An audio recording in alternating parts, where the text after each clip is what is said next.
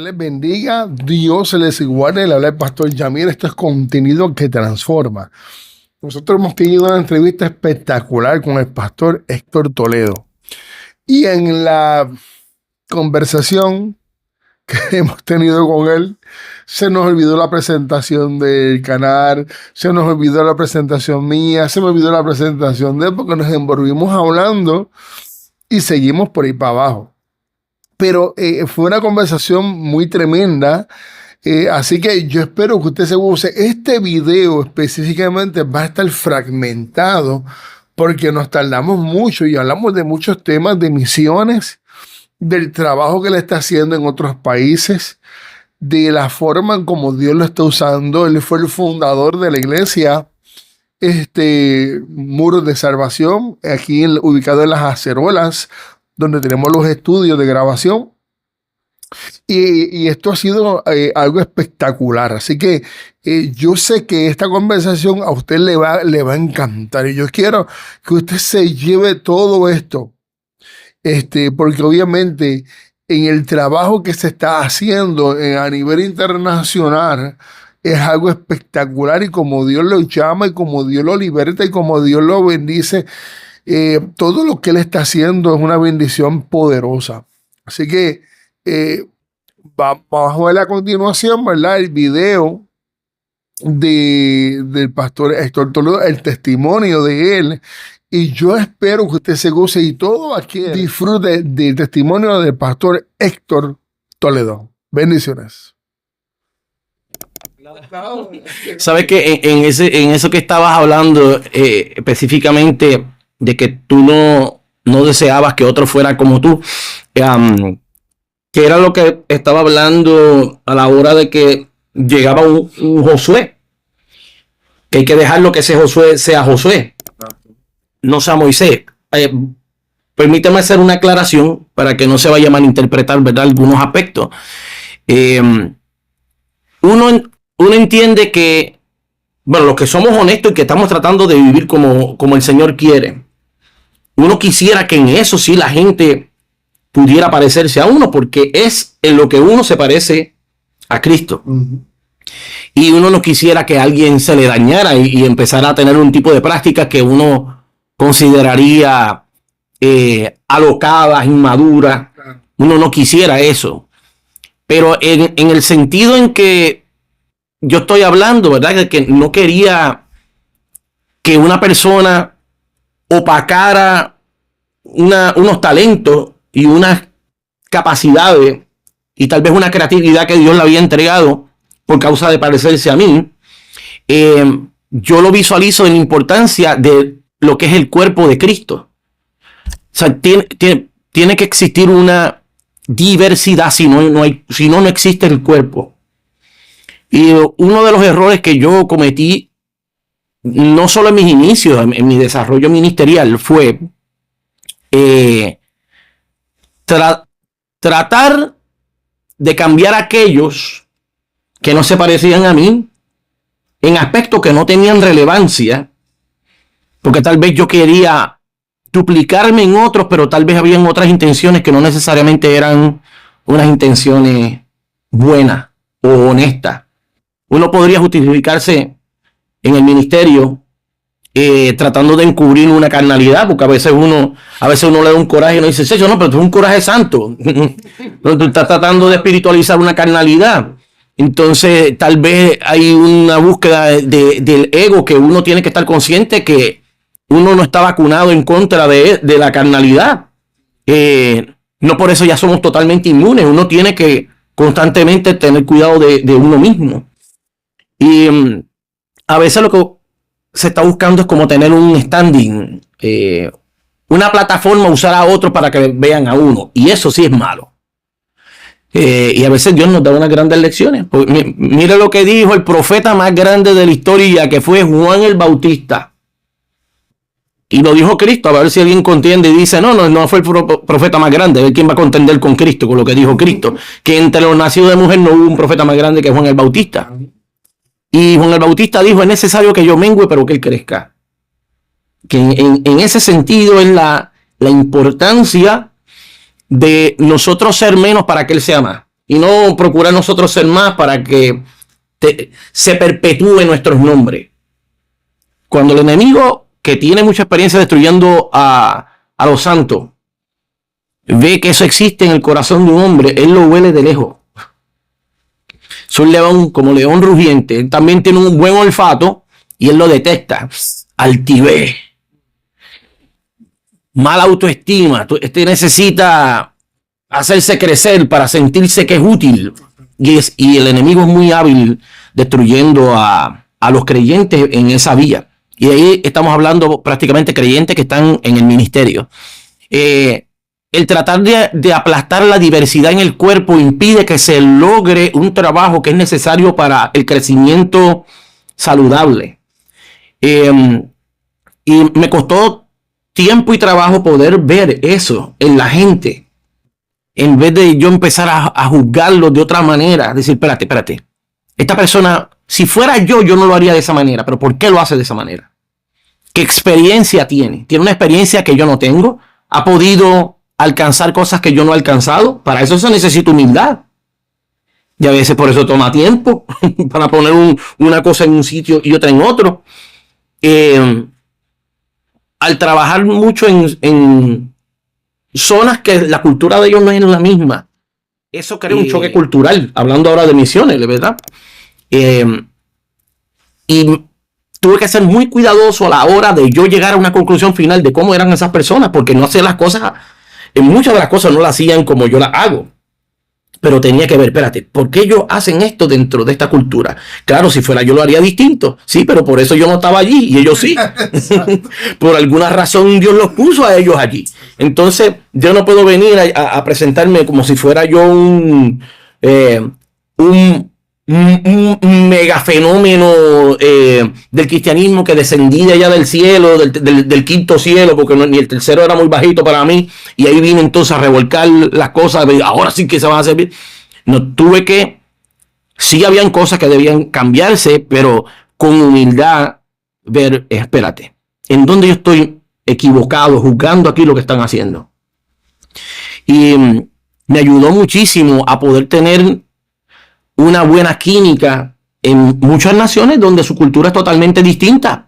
Y yo mismo me decía, si yo llego a venir aquí unos cuantos años antes, había hecho un desastre. Y nos ocurrió mucho en testimonios de misioneros que fueron al campo e hirieron a mucha gente. Y la gente que hirieron no fueron de los que venían con ellos, hirieron a la gente que estaban en estas culturas. Y los hirieron malamente. O sea que vinieron como prácticamente como colonizadores. Literalmente, en todo el sentido de la palabra, porque es cierto que algunas culturas necesitan unos cambios radicales, pero hay que tener cuidado si en vez de evangelizar yo estoy procurando que allí se establezca mi cultura, porque yo catalogo que mi cultura es mejor. Pero no todo el mundo va a entender eso. Porque nosotros fuimos formados y crecimos y recibimos el evangelio dentro de un contexto cultural único. Puerto Rico tiene una cultura única. O sea, Puerto Rico tiene una mezcla latina y también ciudadanos americanos que en otras culturas uno va a escuchar y culturas latinoamericanas nos ven distintos. ¿Okay? Entonces, el puertorriqueño tiene unas características que creemos que sabemos de todo, aún sin haber tenido la experiencia. Somos expertos en todo. Cuando yo vine aquí a este lugar a levantar exactamente este templo, Yamil, yo recuerdo que yo vine aquí con un grupo de hermanos y andaba con el tío de mi esposa, que se llama Papo, y habían como 3 o 4 más. Todos los que vinieron eran personas experimentadas en la construcción. Wow. Todos, no eran ayudantes. Los que vinieron todos habían podido levantar paredes, empañetar, levantar una casa. Todos habían tenido experiencia de levantar aunque fuera una casa. Excepto yo. ¿Okay? En aquel momento, pues yo estaba como pastor tratando de organizar el equipo de trabajo. ¿Qué tú crees que tiene 5 maestros de obra juntos? Cuando todavía no se ha montado un bloque y empezamos a ver cómo íbamos a comenzar, todo el mundo tenía una opinión distinta de cómo debía hacerse las cosas. Y uno decía, no, porque yo pongo un 2x4 acostado. Y el otro dice, no, yo lo pongo parado. No, que yo lo pongo ahí 2x4 y se pone un 4x4. Todo el mundo con una opinión distinta de lo que se tenía que hacer. ¿Sabes qué? No pusimos ni un bloque, ni uno. Porque todo el mundo estaba tratando de alar hacia su forma de hacer la construcción. Y recuerdo que el hermano Papo me dice, pastor, vengamos usted y yo mañana y nos llamemos a esto. Vamos tú y yo mañana y ya tú vas a ver cómo hacemos algo. Efectivamente, como estaba todo el mundo contenido, porque acuérdate, en su experiencia llegan a la conclusión, esta es la manera en que se debe construir la casa, pero todos tenían la experiencia. No estaban experimentando aquí. Ellos ya venían con la experiencia y es importante reconocer que todos podían levantar el templo si se seguía su visión. Todos lo podían hacer, pero no se podía seguir la visión de todos. Entonces, cuando vine al otro día con el hermano Papo, levantamos unas cuantas paredes. En unas cuantas horas, unas cuantas paredes. Si llegábamos a tener todo aquel grupo, a la que pusiéramos un bloque, no, el bloque no se pone así, se pone de esta manera, no, la mezcla yo la hago de otra forma. Entonces, eso me fue enseñando que a veces tú puedes tener personas con mucha experiencia, pero es más necesario gente obediente. Y yo dije, esto es lo ideal. Vamos a trabajar de esta forma. Los que estén dispuestos a trabajar de esta manera, fulano es el que va a determinar cómo hacerse las cosas. Podemos trabajar con él. Si no, pues no vengan. Porque nos vamos a atrasar. Entonces también sabotea el trabajo de otro. ¿Cuántas obras tú has levantado hasta ahora? Ninguna. Bueno, sí, porque para que trato de ser cuidadoso y decir delante de una obra, porque imagínate el precio que pagó el Señor, la dirección del Espíritu Santo, la gente contribuye grandemente a que exista ese desarrollo. Por eso trato de tener cuidado, ¿verdad? De decir de las que yo he levantado. Sin mi esposa, una congregación de respaldo, mi familia, eso no se pudiera lograr. Así que prácticamente sería, ¿en cuántas horas yo me he visto involucrado para hacer algún tipo de inicio en trabajo? Bueno, aquí fue con esta, en Cuba contribuimos para el levantamiento, pero nosotros no hicimos la construcción. Empezamos con un grupo y yo no vivo en Cuba. Allí se quedaron los hermanos de esa zona, junto con la hermana Anaíri Guilarte e Iván Guilarte, que eso es en el área de Mayabeque. Está, creo que también creo que estaba el pastor Anthony conmigo. En el área de Panamá ocurrió yo creo que hace más de 15 años. Estaba el pastor Félix. Estaba una de las hijas del pastor Juan Alberto Echevarría, Laureano, Zuleika. Según dice ella, yo nunca había predicado. La primera vez predicó allí, como estábamos, un grupo como de 4 hermanos. Y el que era presidente de la FIAD en aquel momento se llamaba Félix Centeno. Él dijo, mira, aquí hay un grupo que yo creo que si lo reunimos, se hace un grupo bueno. Y tal vez se pudiera levantar algo. Y dije, pues esperemos. ¿Cuándo podemos? Y me dijo, pues mañana. Pues el día antes de irnos de ese viaje misionero que tuvimos a Panamá, reunimos ese grupo en una casa y ahí se dio el inicio de esa iglesia. Luego, junto con el pastor William Soto, se dio un viaje misionero con más de 30 jóvenes. Y en 14 días hicimos la construcción. Luego ellos siguieron. Esa fue otra en la que nos vimos involucrados. En la Florida, estuvimos involucrados tratando de levantar 3 obras allí. Una de ellas ya no está. Luego, esa segunda obra en aquel lugar eran los pastores Gerardo Morales y Glenda Pagán, que es el vicepresidente de la FIAD en Florida y la secretaria de la FIAD Florida. Ellos fueron trabajando. Ellos tienen ahora una iglesia que se llama Sendas de Justicia, y la iglesia Forgiven, que está allí establecida. Ahora mismo no me acuerdo si otro campo más. Pero como le expliqué, son trabajos que se han hecho porque también hay otras personas que han contribuido a eso. los cuales sí diría que fueron personas involucradas en el levantamiento, ¿verdad?, de esas iglesias. En cuestión de lo que es fiada, en iniciar algunos trabajos en regiones donde no había, pues estuvimos junto con el pastor Anthony Colón y el pastor Félix Rivera, que es parte de nuestro equipo pastoral de la iglesia Forgiven, y Anthony también ahora es parte de la directiva de Fiada Florida. Félix es el presidente de los jóvenes en Fiada Florida. Ahí estuvimos en India, como para el año 2020, creo que fue por ahí, 2021. Y en África también se vieron involucrados. Y Anthony está que no puede caminar muy bien. Anthony fue pastor de esta iglesia. Y él no sabe nadar. Y estuvimos por avión, bote, tierra. Y a veces yo miraba esas cosas y decía, wow. Para mí, dar 3 pasos es como si nada. Pero a él cada paso que da le duele. Y son cosas que uno tiene que ver el precio que paga cada uno. Aunque decimos, estuvimos 3 contribuyendo, sí, pero algunos hacer ese trabajo tal vez le dio más esfuerzo que a otros. Y quiero honrar a esa gente, ¿verdad?, reconociendo que contribuyeron, ¿verdad?, para ese trabajo.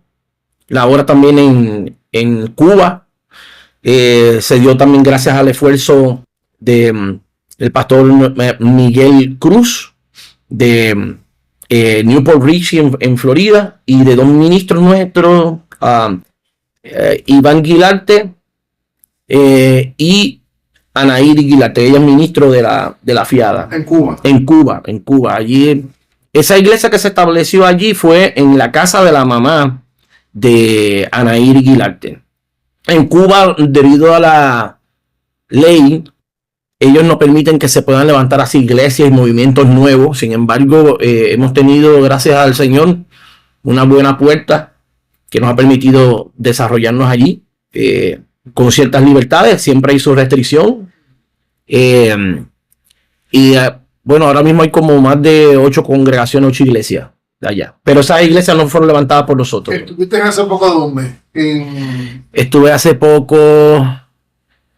Estoy tratando de acordarme a ver qué fue que estuve. África, no, estuve en África, estuve en Burundi, y este mismo el pasado año también fue el inicio de la obra en Pakistán, en el área de Asia.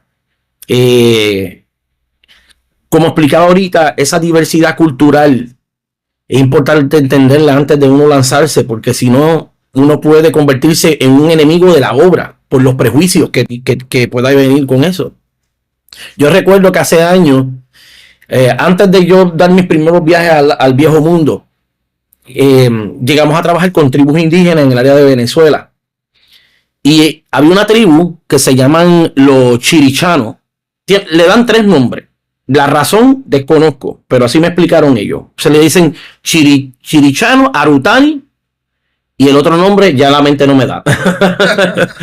Pero esa zona, en la película, hay una película secular que se llama Anaconda, que sale una culebra gigante. Ajá, que es una película que protagoniza una artista puertorriqueña, Jennifer López, creo que es la que sale. En esa película, ellos están basándose de que ocurre supuestamente en la búsqueda de una tribu. Esa tribu que supuestamente están buscando fue con la tribu que estábamos nosotros. Esa tribu baja, cuando digo que baja es porque ellos vienen de regiones de Brasil y se van desplazando hasta que ocupan territorios de la actual Venezuela. Y teníamos un misionero que había sido educado, ¿verdad?, en una escuela de misiones en Barquisimeto, Venezuela, y fue quien nos habló de la riqueza cultural de diferentes tribus en esa zona.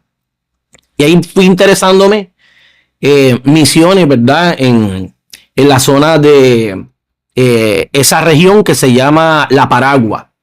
Allí hay un puerto acuático, y veía muchos vehículos de National Geographic, de Discovery Channel, que muchos de los documentales que vemos acá de esa diversidad de las selvas y del entorno de fauna, flora, se filman allí. Y me era curioso y dije, bueno, pues estas son zonas entonces un poco peligrosas. Disculpa. Ellos hablaban de que esa región existe lo que llaman tragavenado. El tragavenado es lo que llamamos nosotros el anaconda. Pero cuando ellos le tienen ese otro nombre, que lo llaman más por tragavenado que por anaconda, pues ya te imaginas cuán grande tiene que ser una serpiente que se traga un venado. Como decir, como tragarse un caballo.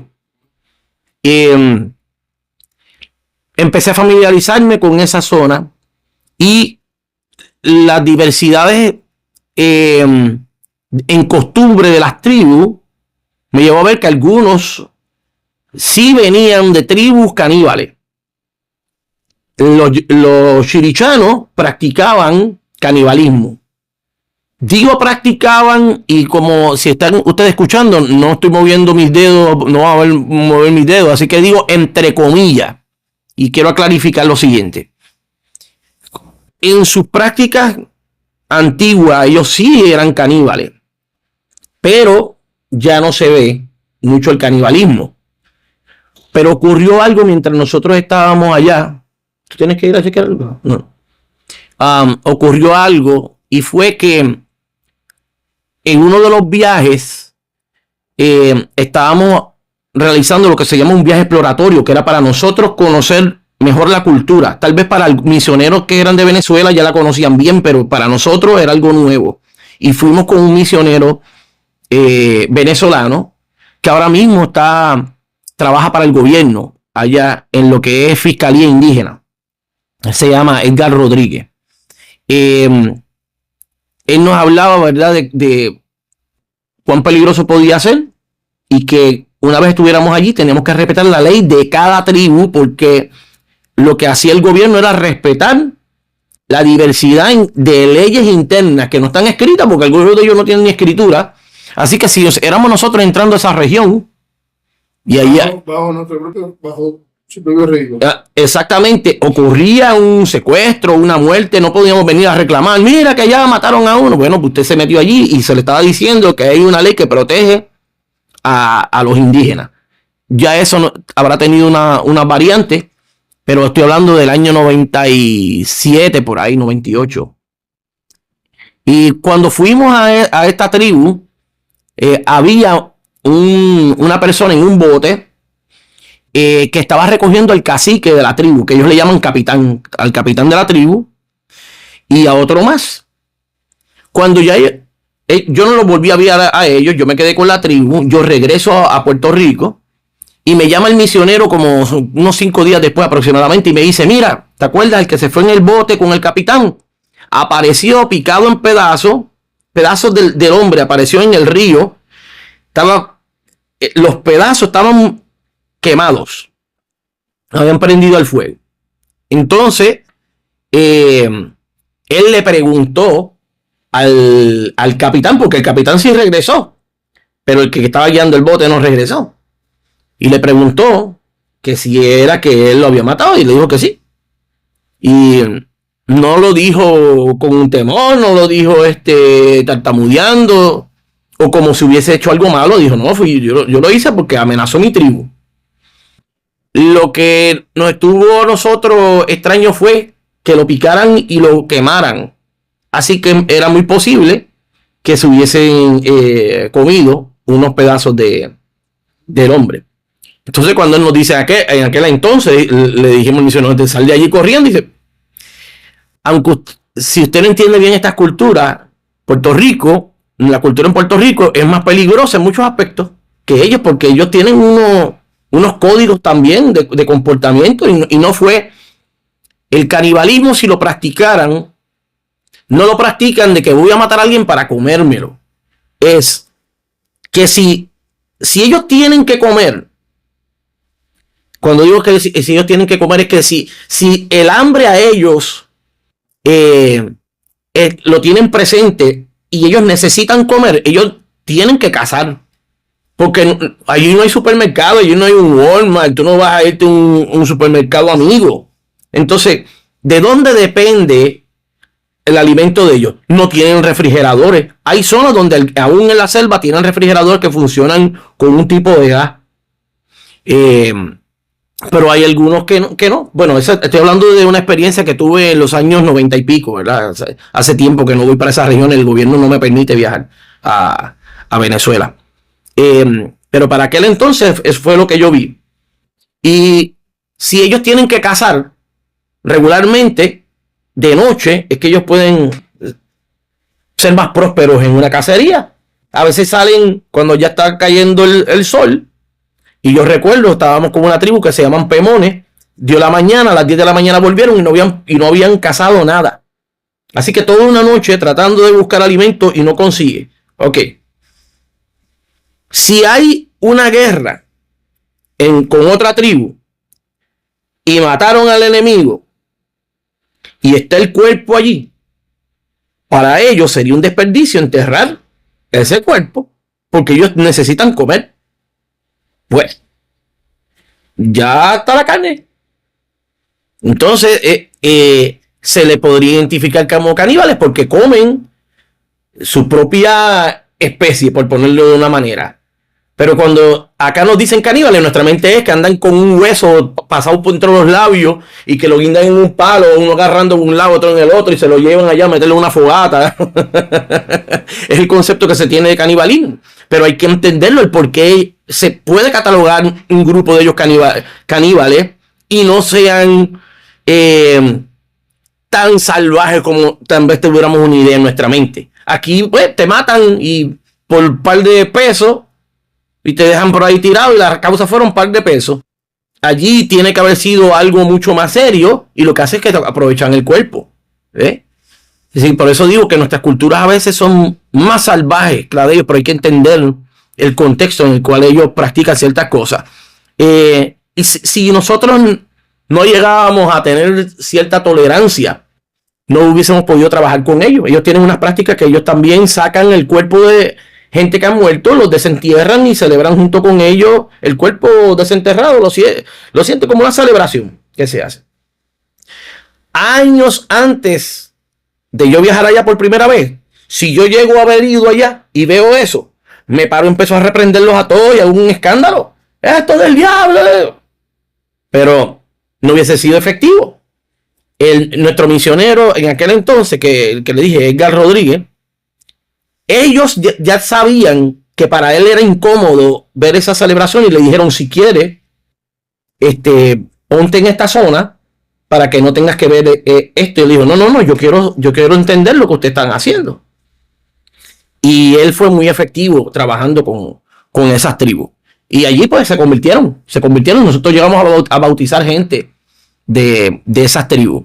Y bueno, esto es un pequeño ejemplo de lo que puede ocurrir cuando uno va dirigido, ¿verdad?, por el Espíritu Santo y puede entender hasta qué punto nosotros debemos llegar con una conclusión de que es mi cultura la que puede definir cómo debe vivirse el cristianismo de verdad. Porque todo en estas naciones ellos han aprendido el cristianismo dentro de un contexto cultural. Yo recuerdo en Pakistán, fui a una campaña. Esa gente andaban armados. Ellos no me dejaban solo, no me dejaban salir solo. Y yo andaba con uno con una escopeta y otro con una pistola al lado mío. Yo regularmente digo, no lo necesito, yo voy con la cobertura del Señor. Pero ellos decían, no, tú no sabes lo que estás diciendo aquí.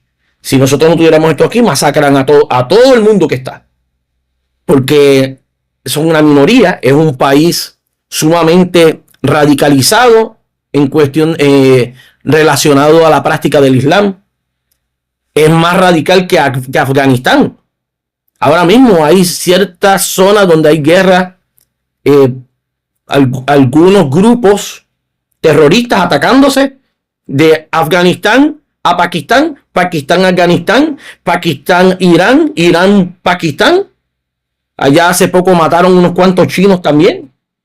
Entonces, yo desconozco cómo ellos viven el evangelio allí. Cuando veo las campañas, primero yo me enviaron unos videos, veo las campañas que andan armados y digo, bueno, aquí la cosa es seria. Y allí hubo un levantamiento del pueblo que agarraron y quemaron más de 100 y pico de casas de cristianos y destruyeron iglesias y mataron a un montón de gente. Entonces, dijo, bueno, pues no me va a estar malo. Son creyentes que andan armados. Creyentes, algunos de ellos que trabajan en la policía y brindan protección a los cristianos. Y en este sentido, por ser yo americano, el riesgo era mayor. Y hubo, sí, amenazas de muerte. Cuando ellos... ¿Tú estando ahí sí, yo estando allí.